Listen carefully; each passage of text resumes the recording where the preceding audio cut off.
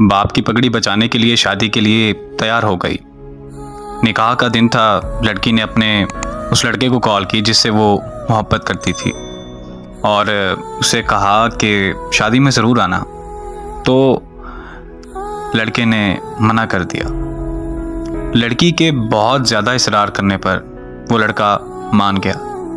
जब निकाह का दिन था और निकाह का वक्त हुआ तो वो लड़का लड़की के सामने खड़ा था।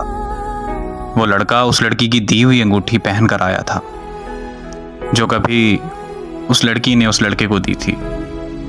मौलवी साहब ने पहला कबूल है कहने को कहा। लड़की कांपती हुई आवाज़ में बोली, कबूल है। लड़की ने फौरन लड़के की तरफ देखा और वो गर्दन झुकाए उस लड़की के सामने खड़ा था।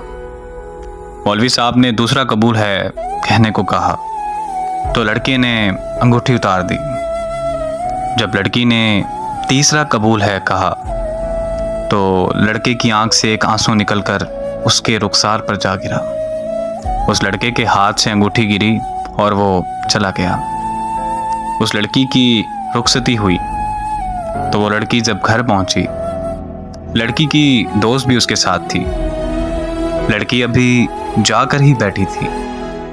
इतने में उसकी दोस्त को एक कॉल आई और कॉल सुनते ही लड़की की दोस्त के हाथ से मोबाइल गिर गया। लड़की के इसरार करने पर लड़की की दोस्त ने उसे बताया कि शादी हाल से जाते वक्त उस लड़के का एक्सीडेंट हो गया और वो वहीं मौके पर मर गया। ये अल्फाज सुनने ही थे कि लड़की के पांव तले ज़मीन निकल गई, मानो जैसे लड़की पर आसमान आ गिरा हो। वो लड़की अपने होश गंवा बैठी थी। अचानक लड़की को फूट फूट कर रोते हुए याद आया कि उस लड़के ने उस लड़की से कहा था कि अगर तो मैं तुम्हारे निकाह पर आया तो मैं मर जाऊंगा, और लड़की के इसरार करने पर ही वो आया था। लड़की और फूट फूट कर रोने लगी कि मेरे कहने पर वो आया था। आज के बाद इस बोझ के साथ जिंदगी गुजारनी पड़ेगी कि वो लड़का मेरी वजह से मरा, और इस अजियत में जीना है कि वो मेरी वजह से मरा। मर्द मर तो जाता है लेकिन वो अपनी पहली मोहब्बत को कभी नहीं भूलता।